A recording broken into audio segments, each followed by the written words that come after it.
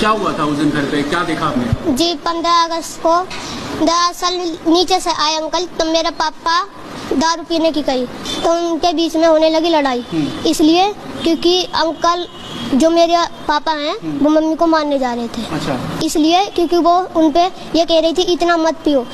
तब मेरे पापा को, मतलब मेरे पापा मम्मी को मारने जा रहे थे। तब अंकल बीच में आए, उन्होंने कहा ऐसा मत कर, रहने दे मारने को, क्यों ऐसा कर रहा है। तब मेरे पापा ने लोहे का पेप उठा लिया, कहने लगा हट जा वरना तेरे को भी मार दूंगा, इन बच्चों को भी और तेरी ये घरवाली को भी।